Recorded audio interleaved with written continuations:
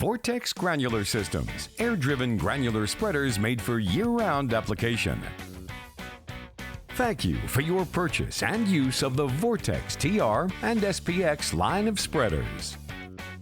Let's get started.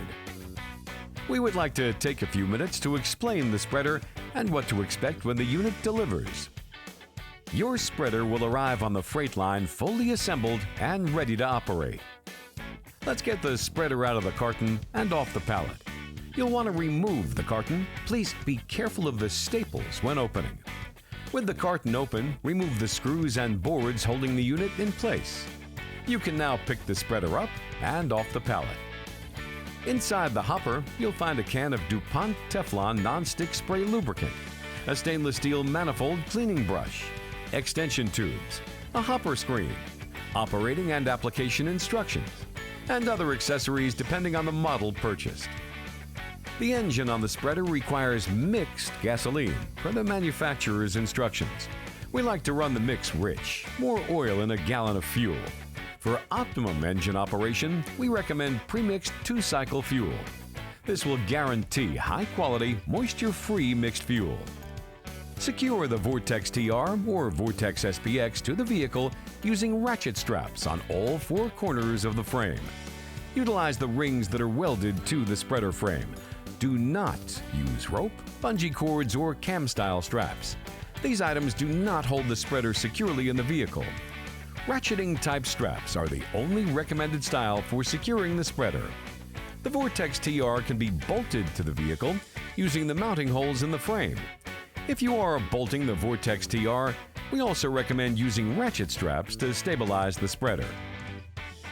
Our recommended position of the Vortex units in the bed of a vehicle is having the delivery hose pointing toward the tailgate and the unit up against the passenger sidewall of the bed. The hose must not be forced into a sharp angle. This will cause premature wear on the inside of the delivery hose. A sweeping turn of the hose to the operator's position is recommended. Leaving the tailgate down is the recommended position. Once again, forcing the hose into an extreme angle will cause premature failure. Do not bring the delivery hose near the engine muffler. The heat will cause damage to the hose cover, delivery hose, and control wire. This will cause an expensive repair. Make sure the hopper lid is on tight when transporting the Vortex spreaders. Replacement lids are available if the lid has become lost. The power wire on the Vortex TR and Vortex SPX needs 12 volts to supply the actuator and vibration with power. The polarity on the battery does not make a difference except to reverse the direction the open-close switch operates. No damage will occur if the polarity is reversed. Below the actuator, in the bottom of the gray junction box, is a resettable circuit breaker. The breaker will trip if the valve is not moving freely. Most issues with the circuit breaker revolve around a dirty valve, causing stress on the actuator, leading to the circuit tripping off. The Vortex TR and Vortex SPX are equipped with vibration to ensure the consistent flow of material. The switch for the vibration unit is located on the hopper. The vibration can be used as needed or consistently, depending on the material. The provided grounding wire must be in place to eliminate static electricity buildup. The copper clip must be placed on a non-painted surface of the vehicle that the Vortex is being operated from.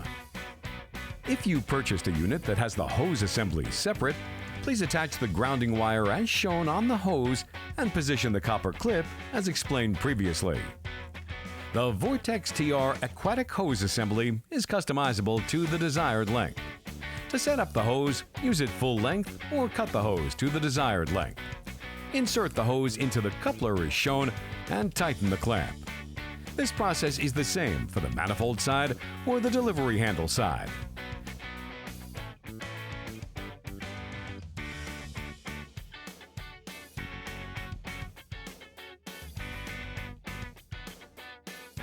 The grounding wire must be in place to ensure that any static electricity is controlled. Once the grounding wire is in place as shown, the black hose cover can be placed over the hose and secured with zip ties if desired. The copper clip must be placed on a non-painted surface of the vehicle that the Vortex is being operated from. We have additional video information on the Vortex TR pages of our website. To open the valve, hold the switch for a second to guarantee the valve is completely open. The material will flow until the valve is closed. To close the valve, hold the switch in the opposite direction for a second to guarantee the valve is completely shut. The valve must be in the closed position at all times other than when material is being delivered. If the valve is left open while filling or transporting the units, the T-manifold and hose will fill and clog. The valve is fully adjustable. To change the amount of material flowing through the valve, simply loosen the black triangular wing nut and slide the adjuster toward the blower to increase the flow. To reduce the flow, move the adjuster toward the actuator. Experimenting with the Vortex spreaders upon receipt of the unit is key. Starting with the engine running full speed and the valve set at a smaller opening is recommended.